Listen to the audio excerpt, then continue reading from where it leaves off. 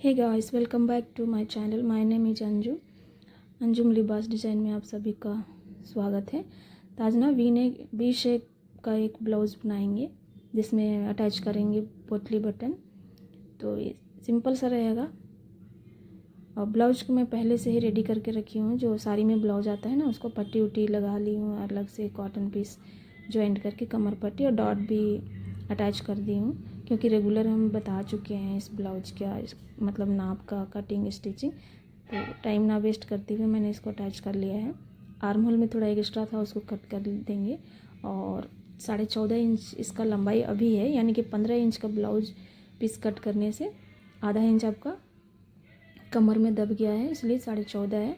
Shoulder में आधा inch दबेगा तो 14 इंच की ब्लाउज बनेगी। अब देखिए, इसका कमर जो है 6.5 है, 2 इंच एक्स्ट्रा रखी हूँ और 1 इंच एक्स्ट्रा डॉट के लिए ली थी। वो लगाने के बाद 6.5 इंच इसका कमर है।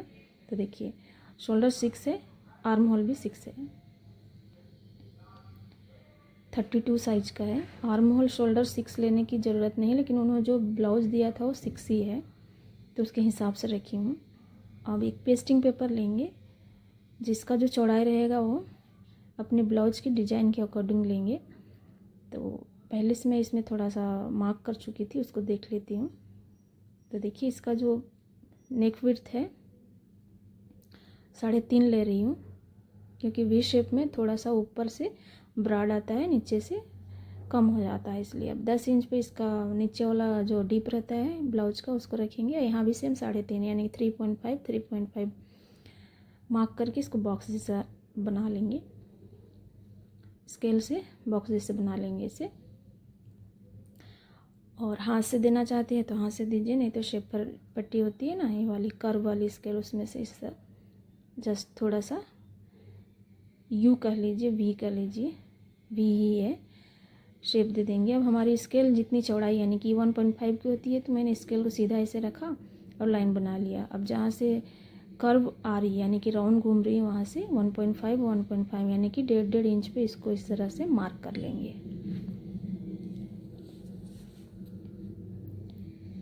फिर से शेपर पट्टी लेंगे, यानी कि कर्व वाला स्केल लेंगे और इस तरह से जो हमने शेप बनाए थे उसी शेप में बाहर की लाइन को भी बना लेनी है। ये देखिए ऐसे, और कट कर देंगे।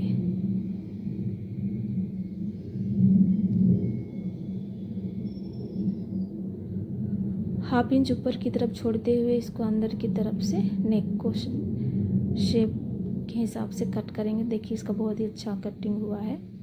अब इसमें ना कॉटन में पहले चिपका लेंगे। कॉटन में चिपकाने के बाद जो हमारे ब्लाउज पीस में बच गया था, वही कपड़े को मैं यूज करने वाली हूँ इसका पैटर्न के लिए।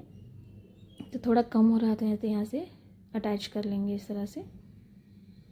एडजस्टमेंट समझ लीजिए, देख लेते हैं होता है नहीं होता है।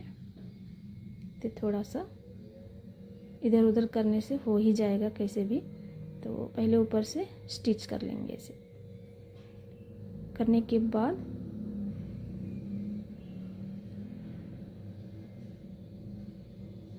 हमारी जो पैटर्न को चिपका कर रखी है ना, ये मैं कॉटन पीस में, उसको इस तरफ फोल्ड करेंगे। और लग रहा है 3.5 रखे तो थोड़ा सा कम कर देते हैं, वरना विड्थ ज़्यादा हो जाएगा। वैसे आप कितना पहनना चाहते हैं आप अपने हिसाब से रखिएगा।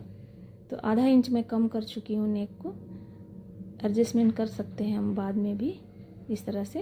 तो देखिए, इसको ऐसे रखेंगे, जो पैटर्न है उसको सीधा रखेंगे और कॉटन वाला पार्ट को भी सीधा, दोनों का एक मुंह एक तरफ रखना चाहिए। उसके बाद में इसको किनारे से अटैच करके पलट देंगे। ये देखिए, ऐसे बुकरम के ठीक किनारे में लगानी है।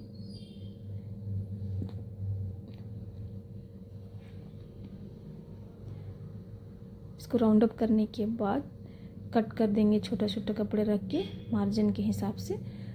तो ये देखिए, ऐसे बराबर आया है और छोटे छोटे कट्स लगा के इसको पलट देंगे। ऐसे पलटने से ना अच्छा इसका लुक आता है, यानी कि फोल्ड भी कर सकते हो आप। अगर कॉटन लाइनिंग नहीं लगा सकते हैं, नहीं लगाना चाहते हैं, तो जो कॉन्ट्रास्ट का फैब्रिक लीजिए, जैसे कि मैंने ब्लाउज़ के लिए आया था, आप साड़ी का पीस भी ले सकते हैं। हालांकि उन्होंने साड़ी नहीं भेजा था तो मैं ब्लाउज़ का जो बच गया था उसी को यूज की हूँ।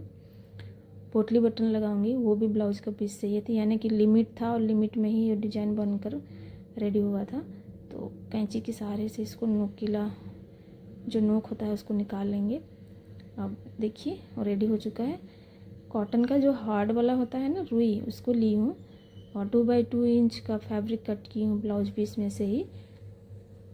इसको छोटा छोटा राउंड शेप बना के इसको पोटली बटन बना के धागे से टाइटली बांध लेंगे, यानी कि लपेट लेंगे। लपेट को गांठ लगा लेनी है। तो बहुत सारे मैं बना के रखी हूँ देखिए।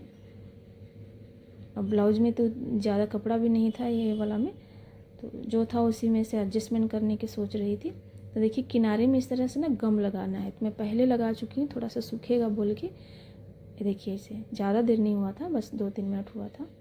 तो इस तरह से थोड़ा ज़्यादा ही लगाना है। पर याद रखिए किनारे में मत लगाइएगा, जहाँ पे हम सुई से मतलब हम मशीन के ऊपर ले जाकर सीते हैं वहाँ नहीं लगना चाहिए, वरना सिलाई नहीं लगेगी। तो 1-1 इंच की गैप देते हुए सारे बटन्स को, पोटली बटन्स को इस तरह से अटैच कर लेंगे, यानी कि चिपका लेंगे। ये देखिए इसे। अगर आपके पास बहुत ज़्यादा है तो आप नज़दीक नज़दीक भी रख सकते हो, लेकिन इसमें ना थोड़ा सा दूर में ही अच्छा लगता है। नज़दीक वाला ऑलरेडी अपलोड है मेरे वीडियो में, इसमें कपड़े बहुत लगते हैं, बहुत ज़्यादा। तो देखिए 1-1 इंच की दूरी पे सारे पोटली बटन्स को अटैच कर लेंगे।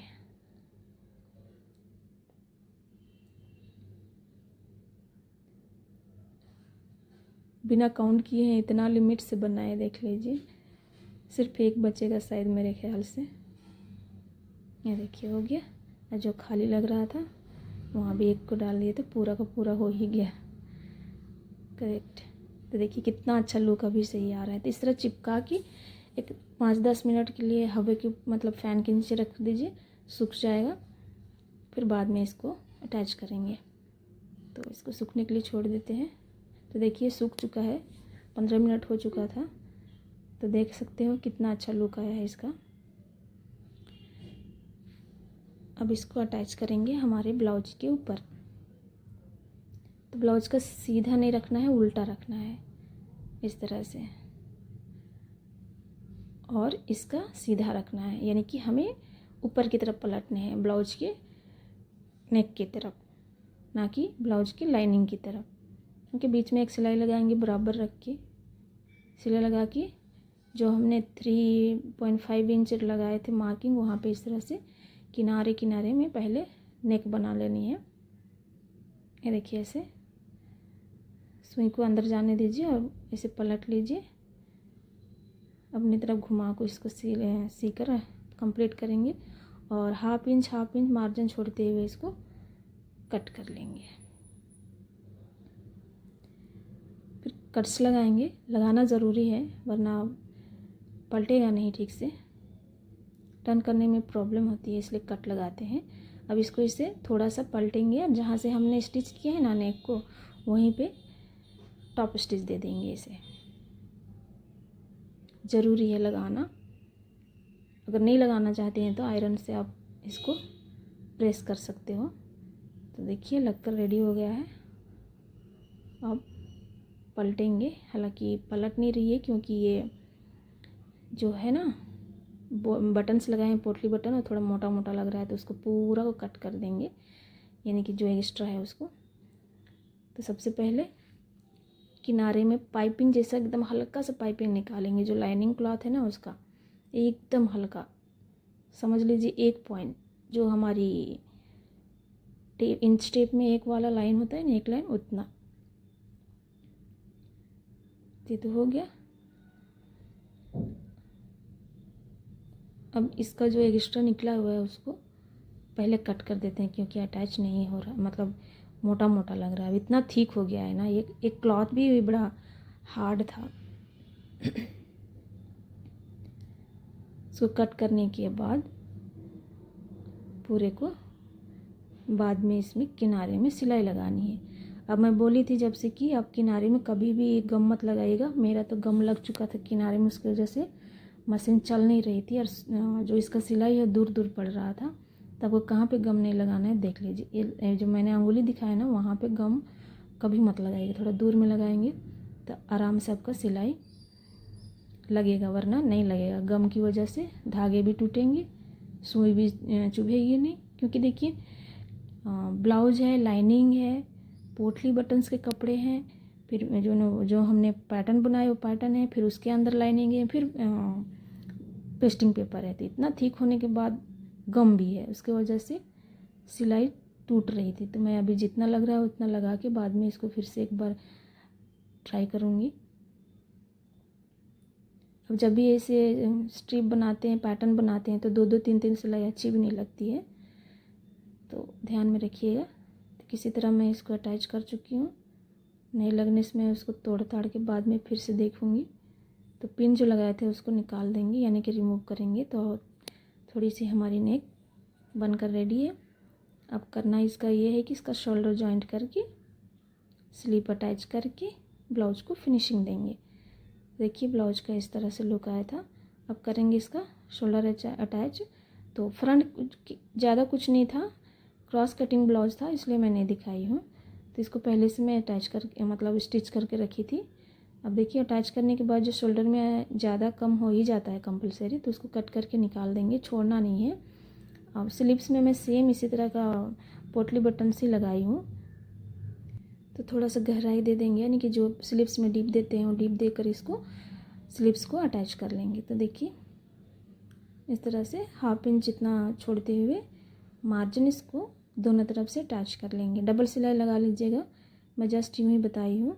उसके बाद में जो भी एक्स्ट्रा है उसको कट कर लेंगे और पलट कर देखेंगे कहीं कम ज़्यादा तो नहीं है। कभी कभी होता है ना, एक तरफ ज़्यादा एक तरफ कम हो जाता है, तो ठीक बराबर आया है। अब कमर जो भी आपका मेज़र आता है वो मेज़र से आप इसको अटैच कर लीजिए। तो देखिए इस तरह ब्लाउज को अटैच कर लेंगे। तो ब्लाउज की फिनिशिंग देना बहुत ज़रूरी है। उसके बाद में जितनी भी आप सिलाई लगाना चाहते हैं लगा के जो भी एक्स्ट्रा निकला होता है उसको कट कर देंगे और फिर पलटेंगे।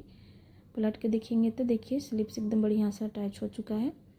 तो उम्मीद करती हूँ आप लोगों को ब्लाउज का डिज़ाइन पसंद आया होगा।